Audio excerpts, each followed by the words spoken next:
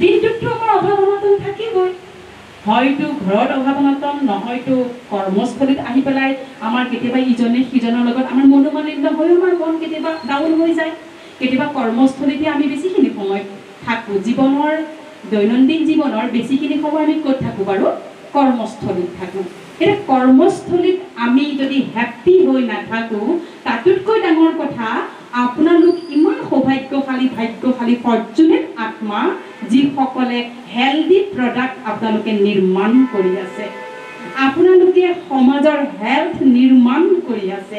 গতিকে আপোনালোক বহুত সৌভাগ্যশালী আত্মা। ইমান যে আপোনালোকক দায়িত্ব দিছে ঈশ্বৰে, সেই দায়িত্বৰ কাৰণে আচলতে এবাৰ আপোনালোকে ঈশ্বৰক ধন্যবাদ জ্ঞাপন কৰক। কাৰণ হেল্থ প্ৰডাক্ট বনোৱা মানে কি? এজন মানুহৰ হেল্থ আমি ইয়াত নিৰ্মাণ কৰি আছোঁ। গতিকে আপোনালোকে যে হেল্থ নিৰ্মাণ কৰি আছে, তাৰমানে আপোনালোকে চিলেক্টেড আত্মা। আপোনালোকে হয়নে? আজি বহু বস্তু বহু ঠাইত বনাই আছে, যিবিলাক বস্তুৱে মানুহৰ জীৱন বিনষ্ট কৰিছে। সেই বিনষ্ট কৰা ফেক্টৰীটো বহু মেন পাৱাৰে কাম কৰি আছে নহয়? কিন্তু আমি বনোৱা প্ৰডাক্ট খাই যদি কাৰোবাৰ বিনষ্ট হয়, তেন্তে সেইটো দ্বাৰা আমাৰ কৰ্মৰ প্ৰভাৱ আমাৰ পৰিব। কিন্তু আজি আপোনালোকে যিটো হেল্ডি প্ৰডাক্ট নিৰ্মাণ কৰি আছে, এক প্ৰকাৰে সমাজৰ আপোনালোকে পৰোক্ষভাৱে হওক বা প্ৰত্যক্ষভাৱে হওক আপোনালোকে সমাজৰ হেল্থ নিৰ্মাণ কৰি আছে।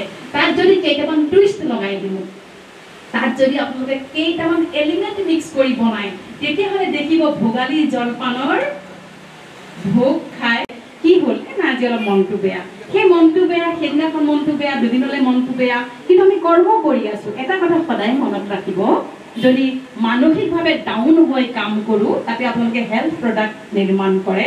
যদি মানসিকভাৱে ডাউন হৈ পেলাই আমি প্ৰডাক্ট নিৰ্মাণ কৰোঁ, সেই প্ৰডাক্ট যোনে সেৱন কৰিব তেওঁৰো মানসিক স্থিতিত প্ৰভাৱ পৰিব।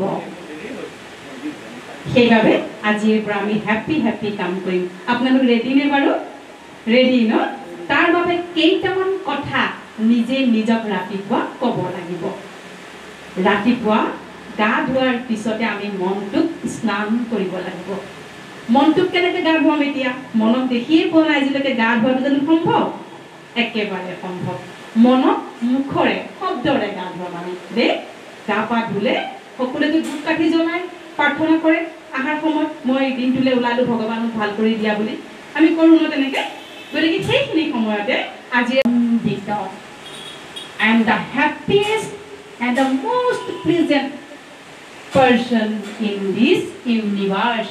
কওকচোন, শক্তিশালী হয়নে চেণ্টেন্সটো? বাক্যটোত বহুত পাৱাৰ আছে হয়নে? ক'বচোন, সকলোৱে ক'ব দে।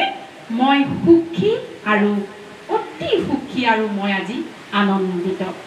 আজিৰ দিনটো মোৰ কাৰণে বেষ্ট হ'ব।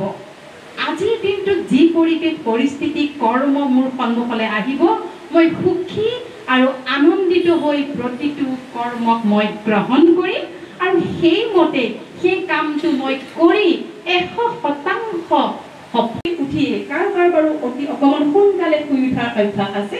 হাত দাঙকচোন। একো নহয়, দাঙকচোন বাৰু। বহুত ভাল।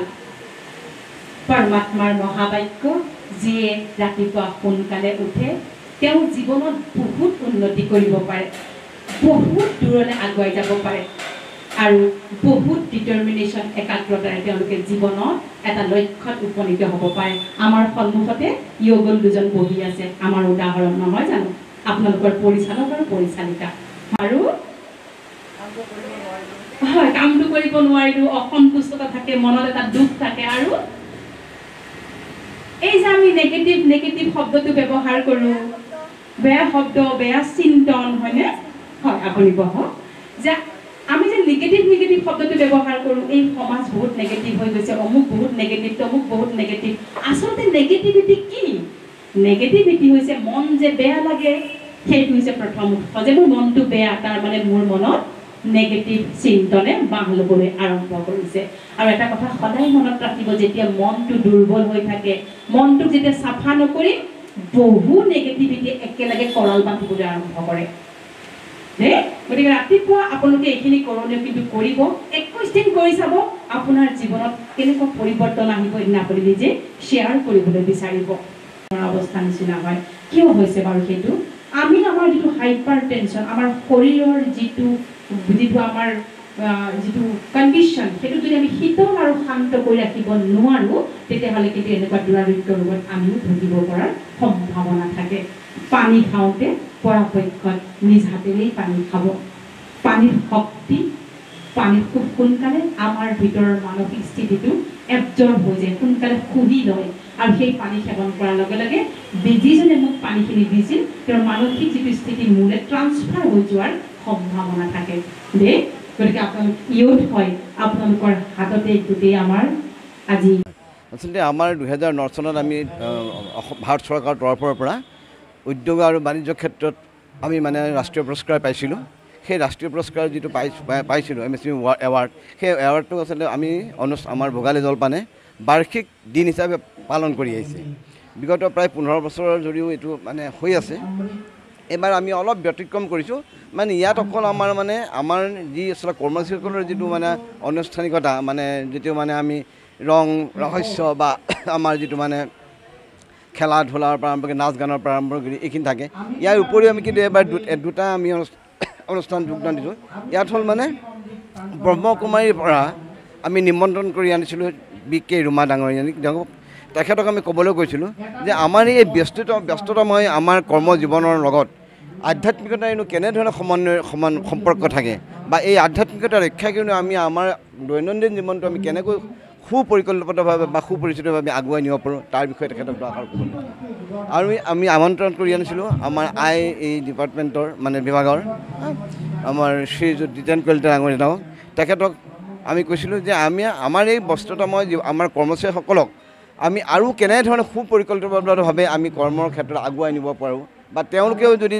আমি এটা সদায় অনুভৱ কৰোঁ যে আমাৰ যিসকল ইয়াত কৰ্মচাৰী আছে কাৰণ মই এটা সময়ত কৰ্মচাৰী আছিলোঁ মই চাকৰি কৰি আছিলোঁ চাকৰিৰ পৰা মই অনুপ্ৰাণিত হৈ মই নিজকে যাতে মই ব্যৱসায়ী হ'বলৈ সক্ষম হৈছিলোঁ ঠিক তেনেদৰে মই ভাবোঁ যে আমাৰ ইয়াত যিসকল কৰ্মচাৰী কৰি থাকে তেওঁলোকেও যেতিয়া ইয়াৰ পৰা ওলাই গৈ পেলাই ইয়াৰ পৰা এই দক্ষতা আৰু এই বিষয় এইবিলাক মানে এটা ব্যৱসায় বিষয় শিক্ষা গ্ৰহণ কৰি পেলাই নিজে নিজে চাবলৈ ৰাখিব পাৰে তাৰ বিষয়ত ক'বৰ বাবে আচলতে আমি নিমন্ত্ৰণ জনাই আছোঁ আমাৰ শ্ৰীযুত জিতেন কলিতা ডাঙৰীয়াক এই দুটাই আচলতে মুখ্য উদ্দেশ্য আৰু লগতে আমি যিটো আমি গতানুগতিকভাৱে পাতি আহোঁ বাৰ্ষিক অনুষ্ঠান সেইটো আমি আমাৰ নিয়ম কৰিছোঁ ইয়াকে কৰিছোঁ আপুনি নৰ্থ ইষ্ট ফুৰিম বুলি ভাবিছে নেকি আপুনি নৰ্থ ইষ্ট ক'ত কেনেকৈ ফুৰিম বুলি যদি ভাবি আছে তেতিয়াহ'লে এতিয়াৰ পৰা আৰু চিন্তা নাই আপনি গাড়ী আছে আপনি গাড়ী এটা নিৰ্ভৰযোগ্য টেক্সি সেৱা প্ৰতিষ্ঠান য'ত দক্ষ টুৰ গাইডছ লৈ আপুনি ঘূৰিব পাৰিব আৰু লগতে আপুনি ডমেষ্টিক বা ইণ্টাৰনেশ্যনেল পেকেজেছ আৰু ফ্লাইট বাছ ৰেলৱে বা হোটেল বুকিঙৰো সুবিধা পাব সবিশেষ জানিবলৈ